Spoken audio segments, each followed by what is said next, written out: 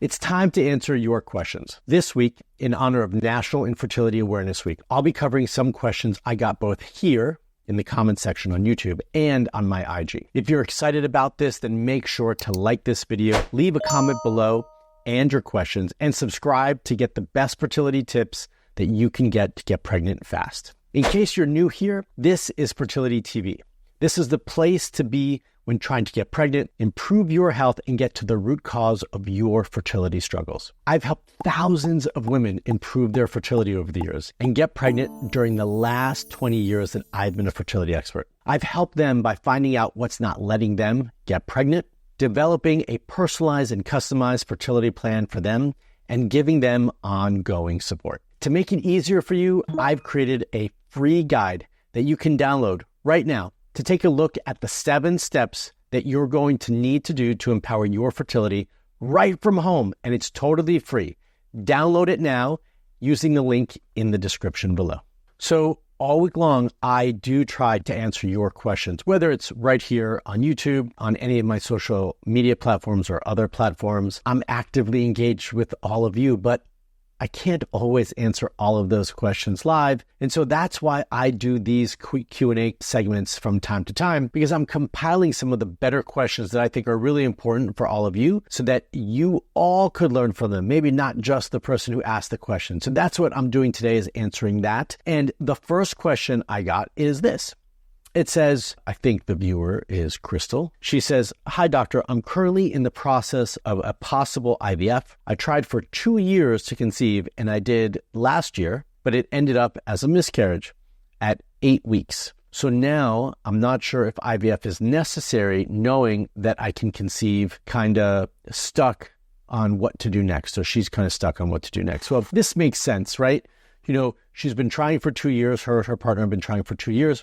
They're not sure if they can get pregnant. Then all of a sudden they get pregnant last year. It unfortunately ends in a miscarriage. And so now they've been contemplating IVF, but they don't even know if they need it because they got pregnant. So I think this is great. I actually spoke about this recently on an interview that I did. And IVF, if you've had a miscarriage or multiple losses, is not necessarily the solution for you. Or I should say, we shouldn't be rushing into IVF as the solution if we don't have more answers and understanding as to what's going on for us. If the issue is truly a genetic issue, which I can't really answer by any information she gave me, I don't know her age, I don't know hormone levels, I only know the information that I shared with you, then it's hard for me to deduce if this is potentially chromosomal issues. Miscarriages are fairly common, and one of the more common reasons for it can be a genetic issue, a chromosomal issue. But there are other issues as well that can impact your ability to hold a pregnancy and lead to a loss. One of those is blood clotting factors, and another is immune factors. We could also have issues inside the uterine cavity, in the tissue, the endometrium, and that can impact your ability to hold a pregnancy.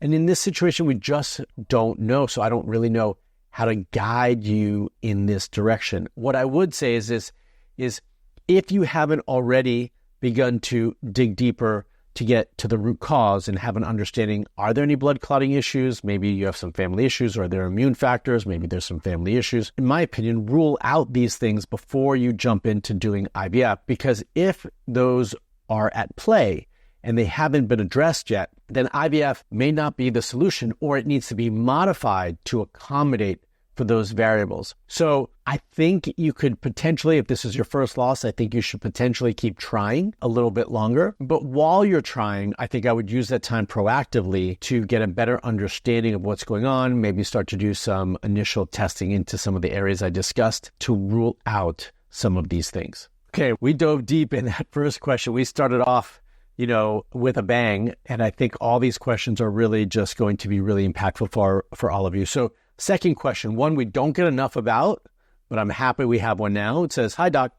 Question, if my husband has the problem," or I would interpret it to say, if my husband has a male factor that's contributing to the fertility issues, what would be the best advice or videos you share just for him? Well, I have plenty of videos on male fertility, and I would suggest diving deeper into those. You didn't give me more information, so it's very vague. Like, I don't know if the issue is sperm count, motility, morphology. Maybe there's some structural issue. Maybe there's some genetic issue. I don't know. All I know is that he is a variable. He has a contributing factor that's impacting your fertility. So I would just type in male fertility or sperm quality or sperm count and in my videos, and you'll start to see a bunch of videos that come up. Male fertility is really important. About 50% of all fertility issues are male factor related. I actually just got off of an interview this morning that talked all about male fertility, and it's going to be an awesome interview. But this is exactly what I said, and I'm really happy that you already know this, because all too often men haven't spent the time to investigate to see if they're a factor in the fertility struggles. And in this case, it certainly is. So my best advice is to, one, clarify what the issue is, right? Like, maybe you know and I don't know. And if you don't know, you should know. Is it sperm count, motility, morphology, something else? That will impact how we move forward with things. Two, make sure you have the right guidance and support. Make sure that he is getting the right support from someone who he trusts. If those are videos of mine, then that's fine, but he might need more specific support to yield the results that he desires and that you desire. And on top of that is, we need to make sure that he's getting these things addressed, that he's being proactive about this. And this is going to probably be a multifaceted approach. He's going to need to change his diet, lifestyle. It's not always about taking things out. Sometimes it's about adding things in. And one of my favorite tools right now to support male fertility is my new supplement line called Rejuva. And we have two products, Rejuva Sperm and Rejuva Repair. He may only need one and not both. I don't know what his circumstances are, but I would highly recommend checking those out at getrejuva.com, and he can learn more information about that. All right, third question. Cycle length is 24 to 25 days, ovulating monthly. Great. Cycle is consistent, meaning regular. It's predictable every 24 to 25 days. I noticed my bleed went from 3 to 2 days and now 1, with spotting before and after for 1 day or 2. Help. Thoughts. Thanks in advance.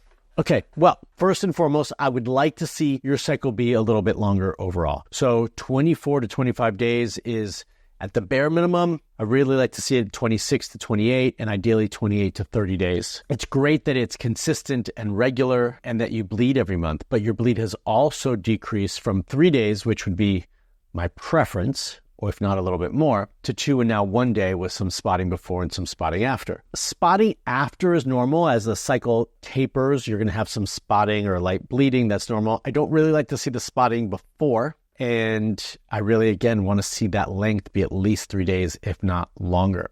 So in terms of the help and thoughts, first and foremost, I think we need to do some lab testing. We need to understand what your hormones are doing. 2, this has slowly started to shift. So I have an additional question, which you obviously can't answer for me, but was the 24 or 25 days always the case, or was it longer before? Because if it was longer before and your bleed was longer before, then I want to know a little bit more about what changed, when it changed, and what was going on during that time. Did something happen? Was there an increase of stress, change in lifestyle, people you lived with or spent time with? There's a lot of variables around this that I have questions about. What I can tell you is I do believe that there are things that can support this and improve this and change it. But without knowing more information, I don't know what to do or how to support you in this moment. So I'd love to have more details from you to be able to support you better. All right, before I get into the fourth question, I want to point out that something you've heard me say repeatedly today in answering these questions is, oh, I wish I knew this, or I wish I had more detail or more information. I do wish that I had more information from all of you. So as you're posting these questions, and I understand sometimes you don't want to give a lot of detail because you're nervous about sharing that, but if you want my true feedback and support, especially in times like this where I'm doing Q&A, I want more information from all of you, okay? So I want to invite you, when you're posting questions like this, include as much information as you can so that I can support you as best as I can. That's exactly what I do with the members of my program, is I gather all the details, all the information, so that I can best support them and guide them on their fertility journey. Okay, so this last question, a bunch of questions about male fertility today, and I spoke about it earlier in an interview, so this is a great time to do it. This person says, what would you recommend for a couple dealing with oligospermia, which means low sperm count, We've been trying for 2 years. So another case of like, has it always been consistent? More questions for you. Has the oligospermia always been low? Has it changed in any way with anything you've done? I also would love to know what you have done to try to impact this and change it so that I know what you've done and what we need to try, right? Well, clearly you've been trying for a couple of years and you've put in some effort, it sounds like, and now you're trying to take it up a notch. I'd like some more information. One, I'd like to understand what the levels are, what the sperm count is, what the motility is, what the morphology is. I'd like to look at all of those things together. They do impact and relate to one another. But as a kind of go-to thing and place to start, I would start with a couple of different things that you can add in. First and foremost would be adding in the Rejuva product I mentioned earlier, Rejuva Sperm. With the Rejuva Sperm product, you could add on Rejuva Repair, but right now we're only talking about low sperm count, so I would pretty much stick to Rejuva Sperm in this case. And again, you can go to getrejuva.com to check that out. But I would also add in a fish oil, an essential fatty acid. I think that will be really helpful. And some lifestyle things like let's clean up, make sure your diet is on point. I don't want you to always rely on supplements. So what's going on with your diet, lifestyle, stress management, sleep? These are things that are going to be crucial for you to change those numbers and get the results that you want. So let's try that. Try the supplements. Let's clean up lifestyle stuff and let's see the results that you can achieve. If you want to really go deep into your fertility and find out the root cause that's not allowing you to get pregnant, be sure to fill out the application using the link in the description below to speak to a real human on my team so we can identify if this is the right next step for you and see if you are a good fit to join the Hope Fertility Program. Now, make sure you check out this video to keep learning about your fertility just a little bit more, taking the next step. You can check that out right here using the link in the description below. All right, everyone, until the next video, stay fertile.